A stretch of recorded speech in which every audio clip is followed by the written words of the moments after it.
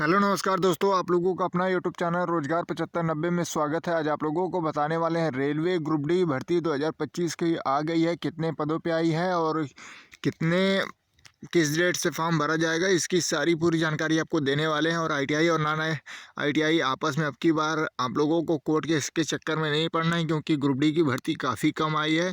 और आईटीआई और अप्रेंटिस जो भी स्किल्ड हैं, मतलब उनके लिए तो काफ़ी बहुत बुरी खबर है, क्योंकि इतनी कम वैकेंसी में कैसे सिलेक्शन होगा। और भी इसके लिए जो भी अपडेट आई है और इससे जुड़ी पूरी जानकारी आपको हम प्रोवाइड कराएंगे काफ़ी कम समय में।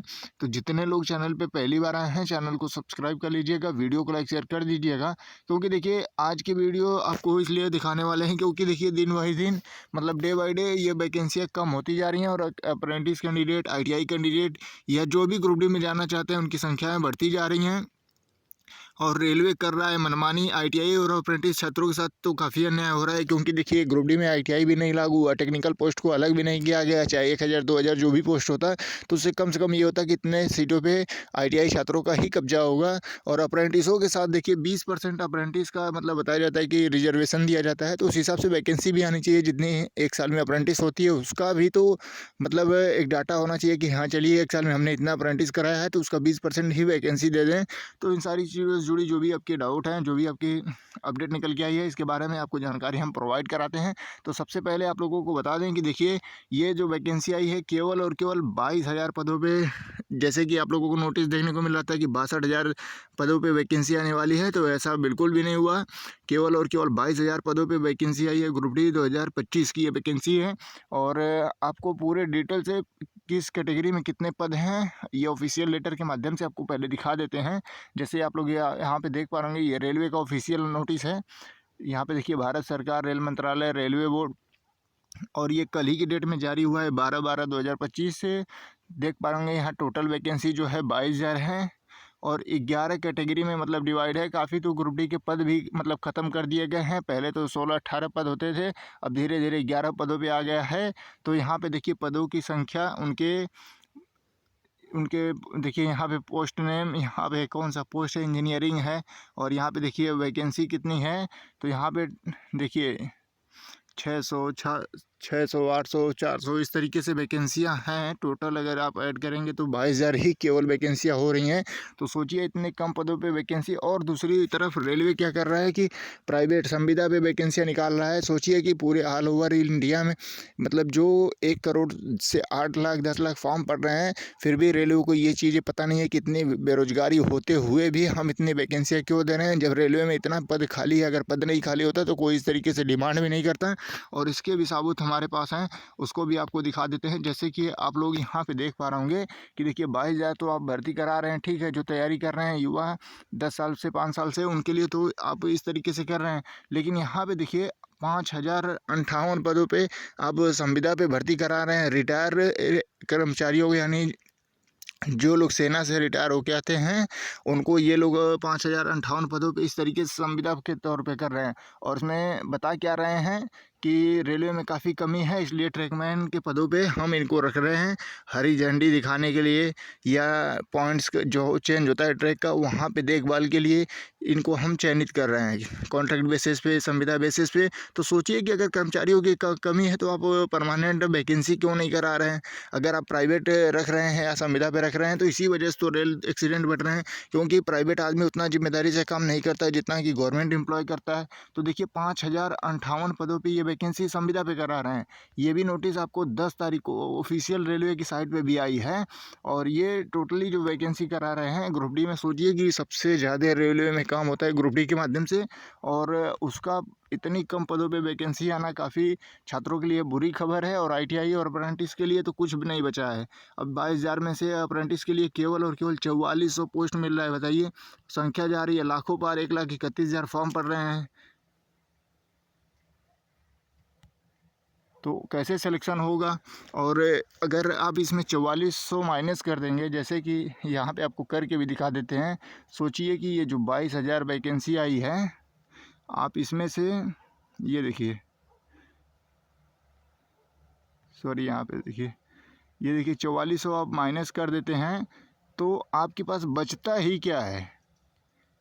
केवल और केवल 17,600 वैकेंसियाँ बचती हैं और उसमें से भी 4400 अगर आप निकाल देंगे तो एक सर्विसमैन का, ठीक है। तो 12-13 हज़ार वैकेंसियाँ बच रही हैं ओपन कैंडिडेट के लिए, मतलब जिसमें ITI भी होंगे, 10वीं भी होंगे, 12वीं भी होंगे, पॉलिटेक्निक होंगे, यानी सभी लोगों को मिला के केवल 12,000 पदों पे, यानी 1 करोड़ लोग कंपटीशन करेंगे 12,000 सीटों पे। तो सोचिए कि कंपटीशन किस लेवल का है। क्या ये ग्रुप डी की नौकरी है? अगर इतना 80-90 नंबर अगर ला के, वो भी ग्रुप डी के एग्ज़ाम में इतना टफ साइंस आता है, मैथ रीजनिंग इतना टफ आता है, अगर इतना नंबर ला के अगर ग्रुप डी की ही नौकरी करनी होगी तो कोई युवा रेलवे की तैयारी ही नहीं करेगा। सोचिए आप लोग कि कितना कंपटीशन बढ़ गया कि अगर 12,000 वैकेंसियों पे 1 करोड़ 8 लाख 10 लाख लोग कंपटीशन करेंगे तो फिर ग्रुप डी की नौकरी से क्या मतलब है। इससे अच्छा तो SSC वैकेंसियाँ करा रही है, 10-10 हज़ार 12-12 हज़ार हरदम मतलब वैकेंसी आ रही है, हमेशा आ रही है, हर साल आ रही है। दिल्ली पुलिस में, फिर CHSL में, CGL में, तो MTS में, और इसके अलावा भी SSC GD में 25,000 वैकेंसी आती है, उसको इंक्रीज करके 45,000 50,000 हर साल कराया जाता है। तो सभी लोग SSC की तरफ जाएंगे। रेलवे इस तरीके से क्यों कर रहा है? रेलवे का कहना होता है कि सबसे ज़्यादा रोजगार हम देते हैं पूरे ऑल इंडिया में। तो 22,000 वैकेंसी कैसे आ रही है बताइए? 22,000 तो एक एक साल में रिटायर हो जाते होंगे टोटल पोस्ट मिला के, ठीक है। तो आप युवाओं को जागना है अब की बार। पिछली बार ITI नॉन ITI के चक्कर में आप लोग फंस गए थे, और अब की बार सभी लोगों को मिलजुल के वैकेंसी की बढ़ाने की डिमांड करनी है, और बिल्कुल संवैधानिक तरीके से अपनी मांगों को रखिए और अपनी आवाज़ों को पहुंचाइए। अपनी MP MLA सभी से सपोर्ट लीजिए कि आप लोग क्यों नहीं आवाज़ उठाते हैं जो युवा के साथ इस तरीके से हो रहा है, और सब कुछ प्राइवेट क्यों किया जा रहा है। अगर मतलब जो परमानेंट वैकेंसी निकाल रहे हैं आप 22,000, फिर उसके बाद बता रहे हैं कि हमारे रेलवे में काफ़ी कमी है, अब जो आर्मी से रिटायर हैं या एयरफोर्स नेवी से, उनको हम एक्स सर्विसमैन वालों को हम रखेंगे 5-5 हज़ार वैकेंसी संविदा पे करा रहे हैं, बाकी कॉन्ट्रैक्ट बेसिस पे करा रहे हैं। तो अगर कर्मचारियों की कमी है तो आप वैकेंसी कराइए, 5 साल 6 साल बाद वैकेंसी आप देते हैं 32,000। तो अगर आप लोग अब की बार जो गलतियाँ पिछली बार किए हैं, अगर वो गलती करेंगे तो अब की बार काफ़ी दिक्कत खड़ी हो जाएगी। और सबसे इम्पोर्टेंट है कि देखिए, जितने युवा हैं ग्रुप डी में जाना चाहते हैं, सभी लोगों को एकजुट आना पड़ेगा, सभी लोगों को वैकेंसी बढ़ाने के लिए सपोर्ट करना पड़ेगा। और इसके जवाब में रेलवे बोर्ड से ऑफिशियली जवाब मांगा जाए कि अगर आपके पास 3 लाख 2 लाख जो भी पद खाली हैं तो फिर आप इतनी वैकेंसियाँ क्यों निकाल रहे हैं। अगर सब कुछ प्राइवेट करना है तो ओपनली कर दीजिए कि जिनको भी मतलब रेलवे में जाना है ओपनली मतलब कॉन्ट्रैक्ट बेसिस पे आए, तैयारी करना बंद कर दे। तो फिर क्यों छात्रों का जीवन बर्बाद किया जा रहा है। तो जितने भी लोग इस वीडियो को देख रहे हैं, ITI हैं, अप्रेंटिस हैं, सभी का इसमें नुकसान है इतनी कम वैकेंसियों में। क्योंकि देखिए, इसमें अब 12,000 वैकेंसी बचेगी तो उसमें से आप ITI और नॉन ITI कैसे कंपटीशन करेंगे, सोचिए किस लेवल का कंपटीशन होगा। और इसमें साथ साथ अप्रेंटिसों का भी अगर कितना नुकसान है कि 4400 पदों पे 1,31,000 1,40,000 अप्रेंटिस भी कंपटीशन करेंगे। तो सोचिए किस लेवल का कंपटीशन है। अप्रेंटिस करने का कोई फ़ायदा नहीं होगा, 60-70 नंबर 80 नंबर कट ऑफ जाएगा, कोई मतलब नहीं है। तो आप लोग अब की बार अपने भविष्य के लिए ज़रूर आगे आइए। ग्रुप डी की वैकेंसी को इंक्रीज कराने के लिए सभी टीचरों से रिक्वेस्ट करिए कि अब की बार सभी लोग मिलके केवल और केवल ग्रुप डी की वैकेंसी को बढ़ाने की बात की जाए, कि ना कि ITI नॉन ITI के चक्कर में समय लंबा नहीं खींचा जाएगा। तो सभी टीचर से आप लोग रिक्वेस्ट करिए, सभी छात्र एकजुट आइए।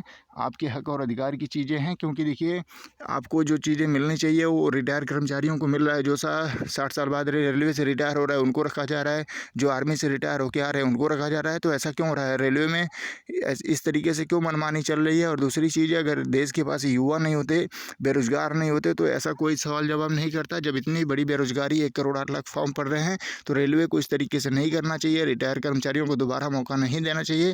अगर रेलवे में इतनी भारी कमी है तो उसको युवाओं को मौका देना चाहिए, और सभी युवा इस बातों को समझें, क्योंकि वैकेंसी काफ़ी कम है। सभी लोग उम्मीद लगाए हुए थे कि चलिए एक नोटिस वायरल हो रही है 62,000 की, हो सकता है 60,000 50,000 भी आ जाए। लेकिन जब इतनी कम आ गई है तो आप लोग अभी से जागरूक हो जाइए, और सभी लोग इस वीडियो को ज़्यादा से ज़्यादा शेयर करके सभी को जागरूक कर दीजिए। ये आपकी जिम्मेदारी है। जो आपने पिछली बार लापरवाही की है उसको अब की बार नहीं करना है। तो आप लोग छोटी छोटी लापरवाही किए हैं, अगर आप इस जानकारी को ज़्यादा से ज़्यादा शेयर करिए ताकि सभी युवाओं को ये चीज़ें पता चल पाए, और बिल्कुल संवैधानिक तरीके से अपनी मांगों को सभी युवा रख पाएँ, रेल मंत्री या रेलवे बोर्ड से जवाब मांग पाएँ कि जब वैकेंसी इतनी खाली है तो 22,000 कैसे आप वैकेंसी करा रहे हैं, फिर कॉन्ट्रैक्ट बेसिस पे क्यों रख रहे हैं कि हमारे पास कर्मचारी नहीं है, पॉइंट्समैन की पद हम दे रहे हैं एक सर्विसमैन को। तो जितने भी साथी इस वीडियो को देख रहे हैं, आपके पास जो भी व्हाट्सएप ग्रुप हो, टेलीग्राम ग्रुप हो, सभी में शेयर करके सभी को एकजुट करिए। धन्यवाद।